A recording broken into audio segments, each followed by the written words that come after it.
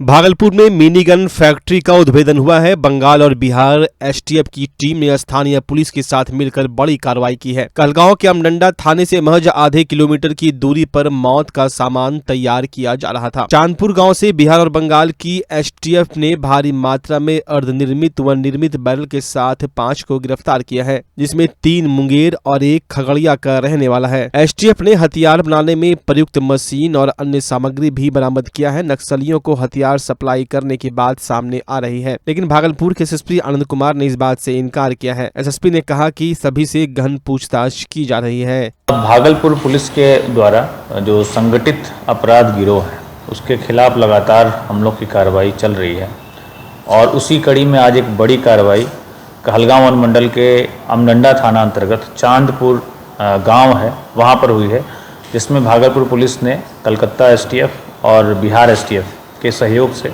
एक mini gun factory का उद्भेदन किया है और उसमें 15 अर्धनिर्मित पिस्टल की बरामदगी हुई है, 10 निर्मित बैरल की बरामदगी हुई है और एक बड़े लेथ मशीन, एक ड्रिलिंग मशीन और एक मिलिंग मशीन सहित कुल 22 छोटे बड़े उपकरणों की बरामदगी की गई है और 5 व्यक्तियों को इस पूरे मामले में अभी तक गिरफ्तार किया गया है, जिसमें से 3 व्यक्ति मुंगेर के रहने वाले हैं और 1 खगड़िया के रहने वाले हैं और 1 व्यक्ति जहाँ पर पूरी घटना हुई है चांदपुर में वहीं का रहने वाला है।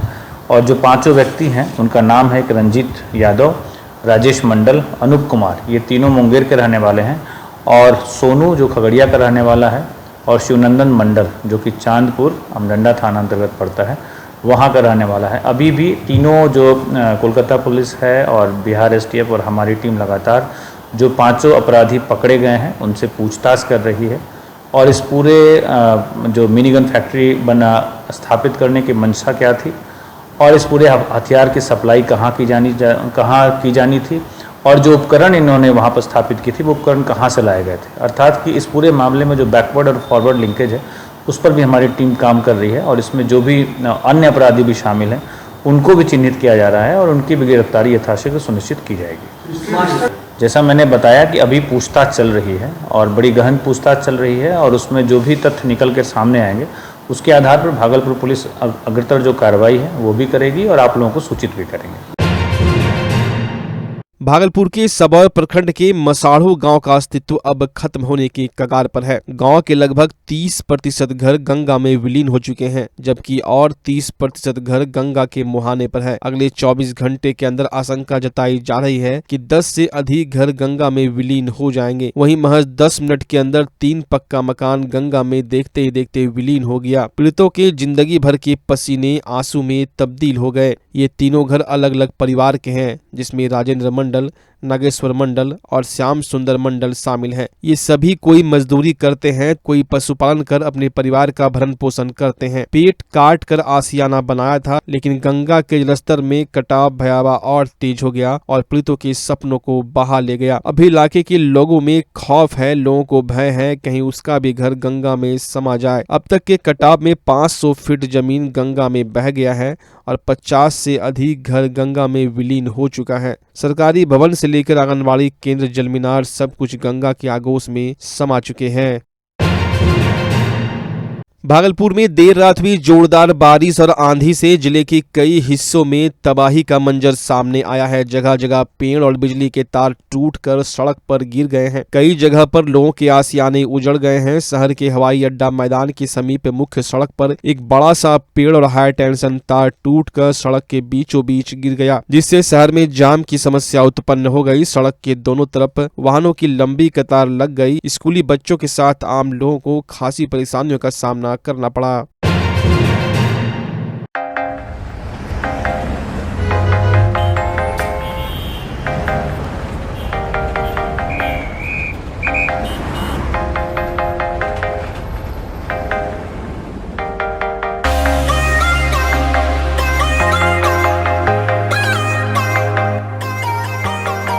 नाम आपका ब्रांड नाइला है। मेरा नाम वर्षा हुआ, मैं इस शॉप की ऑनर हूँ। जो कि हमारे यहाँ खुद का मैन्युफैक्चरिंग होता है। भागलपुर में ऐसा कहीं पे नहीं है कि खुद का मैन्युफैक्चरिंग होता हो। यहाँ पे आपको हर तरह का ड्रेस मिलेगा, वेस्टर्न, इंडो वेस्टर्न, इंडियन, सारे तरह का ड्रेस मिलेगा जो कि आप खुद भी बनवा सकते हैं, अलग अलग कैटेगरी में बनवा सकते हैं। और हमारे यहाँ टोटल चीज़ मिलते हैं, साड़ी, लहंगा, सलवार सूट, आपका वेस्टर्न का जितना भी होता है, वन पीस, कॉट सेट, ये सारे प्रोडक्ट हमारे यहाँ उपलब्ध है। अगर आप अपने बच्चों की हकलाहट, तुतलाहट या मूक बधिरता को लेकर चिंतित हैं या बढ़ती उम्र के साथ बहरेपन की समस्या से परेशान, तो चिंता छोड़िए, क्योंकि अब भागलपुर में आ गया है इन सब का समाधान। Nirala speech and hearing clinic.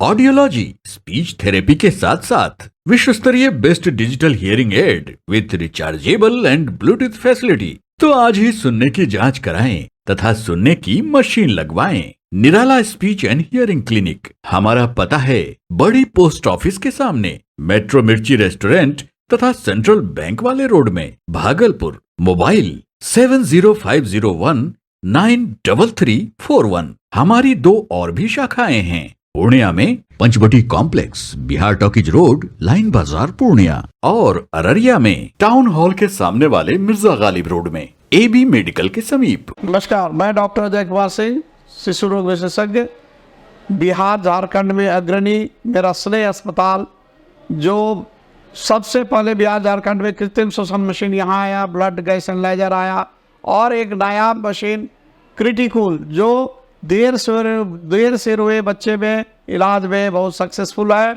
और वह विकलांगता से बचाता है और बचने की संभावना बढ़ती है। वो मशीन जो देर से रोया बच्चा है उसमें 3 डिग्री कम टेम्परेचर पर रखा जाता है और 3 दिन के लिए रखा जाता है, लेकिन वो 6 घंटे के अंदर उसको उसमें रखना पड़ता है। तो आप इसका लाभ उठाएं। और दूसरी बात, जो आयुष्मान योजना है उसके तहत 5 लाख का चिकित्सा आप अपने नवजात के लिए, बच्चों के लिए आप यहाँ उपलब्ध है, उसको ले सकते हैं। ध्यान रहे कि 5 साल के कम के उम्र में के बच्चों को आयुष्मान कार्ड की अलग से ज़रूरत नहीं है। यदि आपके माता पिता का नाम है तो वो इसमें लाभुक हो सकता है और आप इसका लाभ उठा सकते हैं। धन्यवाद।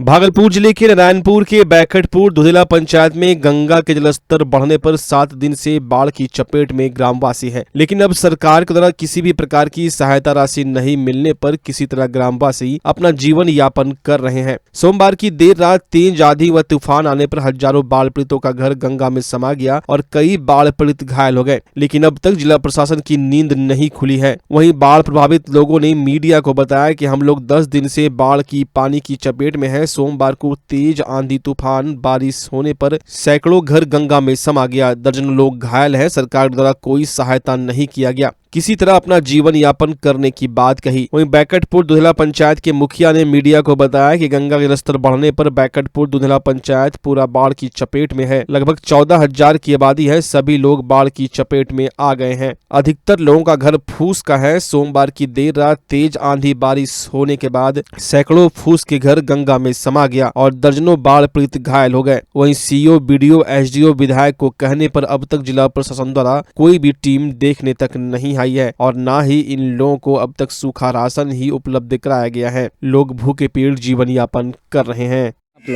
हमरा यहाँ है कि सूखा पका दे दिया तो वहाँ आप लोग का जीवन यापन हो सके। हाँ। आप लोग का फसल भी है? फसिल सब डूबिए डूबिए खेत भी डूब गया। कई जो सर डूबाम छेबे करे लोग। कितने लोग हैं डूबे में? डूबाम तो 3-4 लोग छे। पंचायत भरी डूबाम छे। जी जी जी। कौन सा पंचायत में? थोड़े छे बैकटपुर पंचायत। सब डूबा हुआ है? सब डूबा छे। क्या नुकसान हुआ आप लोगों का? नुकसान तो लोग भसले, डूबले, बोले राती आरो ले दारू सब के बोले माल जल खाए पानी में अंदाज जे घर द्वार सब पस्त हो। तो आप लोग ये छप्पर पे होंगे, आंधी आया होगा तो तब कि पानी में कने रहती, पानी काल न से घटे छे। तो घायल भी हुए हैं? तब सब टाइम नहीं रहे इसलिए लोग कन्ने रहते। चोट भी लगा, घायल भी है आप लोग? घायल तो नहीं है, कतेक छे न घायलो छे। क्या मांग करते आप लोग? मांग हमें की करबे, जे देता है सरकार है वह ना। बड़ा कितने दिन से आप बाढ़ के चपेट में हैं? बाढ़ से 2 महीना में छे। 2 महीना से? 2 महीना।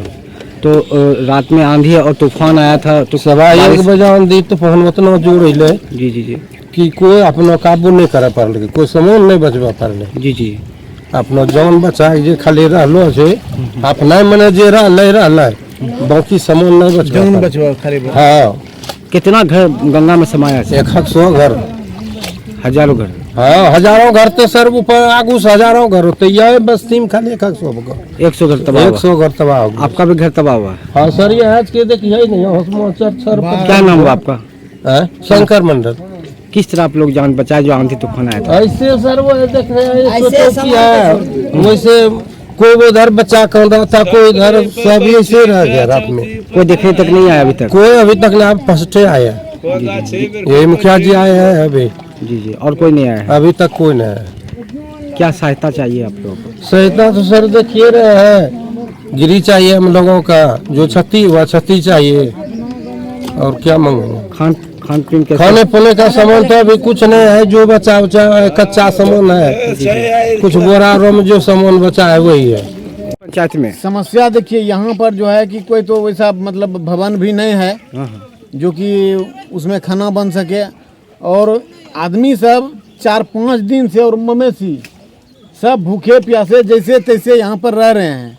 सीओ साहब को कई बार हम लोग बोले कि यहाँ पर सूखा राशन का ही व्यवस्था किया जाए ताकि लोग, लेकिन 3-4 दिन से किसी तरह से सतवा पीकर या भूखे भी वैसे किसी कन से मांग चांग कर भी खा रहे हैं, लेकिन कोई पदाधिकारी नहीं आया देखने? आज तक कोई पदाधिकारी नहीं आया है। हम लोग बोलते भी हैं तो कोई यकीन भी नहीं करता है। कितने दिन से प्रभावित है ये लोग? ये लोग तो 6 दिन से पूरा प्रभावित है, और आज जो है कि आज कितना दिन हुआ? आज 7वां दिन हो गया। आज 7वां दिन हो गया। कौन कौन आपके पंचायत में कौन कौन वार्ड प्रभावित है बाढ़ से? देखिए, बाढ़ से हमारा पूरा पंचायत जैसे 1 नंबर से 10 नंबर तक पूरा मतलब प्रभावित है। कहीं पर मतलब कि पैर धरने का जगह सूखा नहीं है। भागलपुर नगर निगम क्षेत्र के कई वार्डों में बाढ़ का पानी प्रवेश कर गया है। लगातार भागलपुर नगर निगम की महापौर डॉक्टर वसुंधरा लाल अपने वार्ड पार्षद की टीम के साथ बाढ़ग्रस्त वार्डों का जायजा ले रही है, लेकिन अभी तक शहरी क्षेत्र के लोगों को किसी प्रकार की कोई सरकारी मदद नहीं मिल पाई है। इसको लेकर महापौर डॉक्टर वसुंधरा लाल जिलाधिकारी कार्यालय में डीएम नवलकिशोर चौधरी से मिलकर सामुदायिक किचन चलाने की मांग की है। महापौर डॉक्टर वसुंधरा लाल ने कहा कि शहरी क्षेत्र में कम्युनिटी किचन के लिए हमने 4 जगह चिन्हित किया है। जिलाधिकारी ने आश्वासन भी दिया कि बहुत जल्द नगर निगम क्षेत्र में कम्युनिटी किचन की व्यवस्था हो जाएगी। जिलाधिकारी से मिलने नगर निगम के महापौर के अलावे उप महापौर डॉक्टर सलाउद्दीन हसन, वार्ड पार्षद संजय सिन्हा, पंकज गुप्ता, डॉक्टर प्रीति शेखर सहित कई वार्ड के वार्ड पार्षद मौजूद थे। हाँ, आज डीएम ऑफिस आए थे हम लोग डीएम सर से मिलने। हमारे जो वार्ड हैं, जो बाढ़ ग्रसित वार्ड हैं हमारे, उसके लिए कम्युनिटी किचन की व्यवस्था हो, उसके लिए सर के पास मिलने आए थे। सर ने हम लोगों को बहुत बढ़िया आश्वासन दिया और त्वरित कार्रवाई के लिए उन्होंने निर्देशित भी किया, और 4 जगह हम लोगों ने कम्युनिटी किचन के लिए जगह चिन्हित करके दिया है। उस पर काम भी स्टार्ट हो गया है। मैं शहरी क्षेत्र के लिए मैं डीएम सर को बहुत बहुत धन्यवाद देती हूँ इस कार्य के लिए।